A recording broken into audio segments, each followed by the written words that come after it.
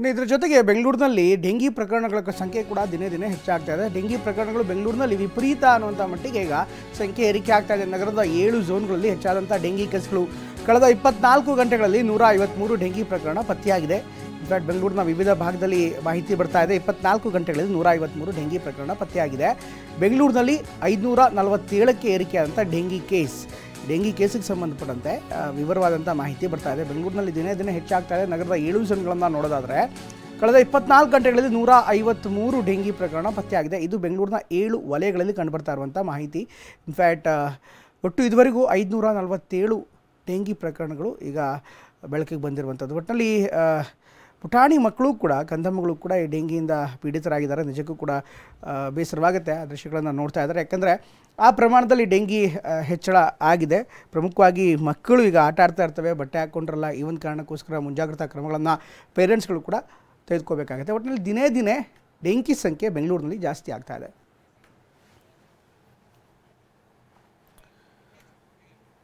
ಇನ್ನು ಡೆಂಗಿ ಅಟ್ಟಹಾಸಕ್ಕೆ ಮತ್ತೋರ್ವ ಬಾಲಕಿ ಬಲಿಯಾಗಿರೋ ಬಗ್ಗೆ ಈಗ ಮಾಹಿತಿ ಬರ್ತಾ ಇದೆ. ಹಾಸನದಿಂದ ಬರ್ತಾ ಇರುವಂಥ ಸ್ಟೋರಿ ಇದು. ಹಾಸನದಲ್ಲಿ ವಾರದಲ್ಲಿ 4 ಮಕ್ಕಳ ಜೀವ ತೆಗೆದಂಥ ಡೆಂಗಿ.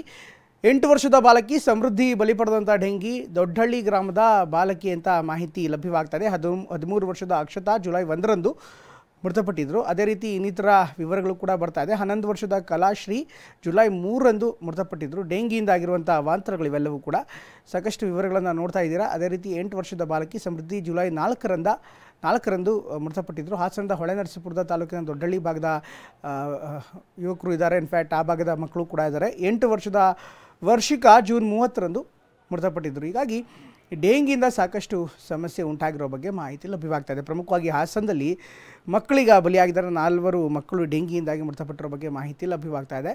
ದಿನೇ ದಿನೇ ಡೆಂಗಿ ಸೋಂಕಿನ ಸಂಖ್ಯೆ ಹೆಚ್ಚಾಗ್ತಾ ಇರುವಂಥದ್ದು ಆತಂಕಕಾರಿ ಬೆಳವಣಿಗೆ ಕೂಡ ಆಗಿದೆ.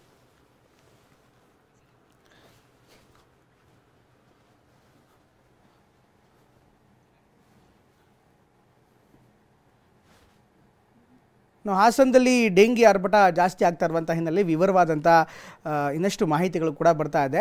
ಇನ್ಫ್ಯಾಕ್ಟ್ 13 ವರ್ಷದ ಅಕ್ಷತಾ ಜುಲೈ 1ರಂದು ಮೃತಪಟ್ಟಿದ್ದಾರೆ. ಅದೇ ರೀತಿ ಇನ್ನಿತರ ಮಕ್ಕಳು ಕೂಡ ಈ ಡೆಂಗಿ ಕಾರಣಕ್ಕೆ ಮೃತಪಟ್ಟಿರುವಂಥದ್ದು ಶಾಕಿಂಗ್ ಆಗಿರುವಂಥದ್ದು. 11 ವರ್ಷದ ಕಲಾಶ್ರೀ GL ಜುಲೈ 3ರಂದು ಮೃತಪಟ್ಟಿದ್ದಾರೆ. ಇನ್ನಿತರರು ಕೂಡ ಇದೇ ರೀತಿಯಾದಂಥ ಸಮಸ್ಯೆಯಿಂದ ಅವರ ಆರೋಗ್ಯದಲ್ಲಿ ತೀವ್ರ ಪರಿಣಾಮ ಆಗಿ ಉಲ್ಬಣಗೊಂಡಿತ್ತು ಆರೋಗ್ಯ ಸಮಸ್ಯೆ. ಹೀಗಾಗಿ 8 ವರ್ಷದ ಬಾಲಕಿ ಸೇರಿದಂತೆ ಇತರರು ಕೂಡ ಈಗ ಸಾವನ್ನಪ್ಪಿದ್ದಾರೆ.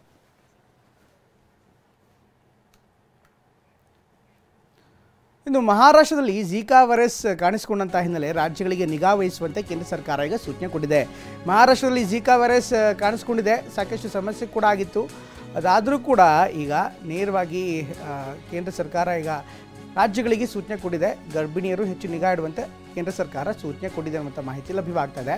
ಇನ್ಫ್ಯಾಕ್ಟ್ ಪುಣೆಯಲ್ಲಿ 6, ಕೊಲ್ಲಾಪುರದಲ್ಲಿ 2 ಝಿಕಾ ಕೇಸ್ ಪತ್ತೆಯಾಗಿದೆ. ಪುಣೆಯಲ್ಲಿ 6 ಹಾಗೂ ಕೊಲ್ಲಾಪುರದಲ್ಲಿ 2 ಝಿಕಾ ವೈರಸ್ ಪತ್ತೆಯಾಗಿತ್ತು. ಇದಕ್ಕೆ ಸಂಬಂಧಪಟ್ಟಂತೆ ರಾಜ್ಯ ಸರ್ಕಾರ ಕಟ್ಟೆಚ್ಚರ ವಹಿಸಬೇಕು ಅಂತ ಸೂಚನೆಗಳನ್ನು ಕೊಡಲಾಗಿದೆ. ಒಂದು ಕಡೆಗೆ ಮಹಾರಾಷ್ಟ್ರದ ಸರ್ಕಾರಕ್ಕೆ ಕೂಡ ಈಗಾಗಲೇ ಸೂಚನೆ ಕೊಟ್ಟಿದ್ದಾರೆ. ಅದೇ ರೀತಿ ಕೇಂದ್ರ ಸರ್ಕಾರ ಕೂಡ ವಿವಿಧ ರಾಜ್ಯಗಳ ಆರೋಗ್ಯ ಇಲಾಖೆಗಳಿಗೆ, ವಿವಿಧ ರಾಜ್ಯದ ಸರ್ಕಾರಗಳಿಗೂ ಕೂಡ ಸೂಚನೆ ಕೊಟ್ಟಿದೆ. ಝಿಕಾ ವೈರಸ್ಗೆ ಸಂಬಂಧಪಟ್ಟಂತೆ ಕಟ್ಟುನಿಟ್ಟಿನ ಕ್ರಮಗಳನ್ನು ಕೈಗೊಳ್ಳಬೇಕು. ಪ್ರಮುಖವಾಗಿ ಗರ್ಭಿಣಿಯರು ಯಾರಿರ್ತಾರೆ ಅವರು ಮುಂಜಾಗ್ರತಾ ಕ್ರಮ ವಹಿಸುವಂತೆ ಈಗಾಗಲೇ ಸೂಚನೆ ಕೊಡಿ ಎನ್ನುವಂಥ ಮಾಹಿತಿಯನ್ನು ಕೇಂದ್ರ ಸರ್ಕಾರ ರಾಜ್ಯ ಸರ್ಕಾರಗಳಿಗೆ ನೀಡಿದೆ.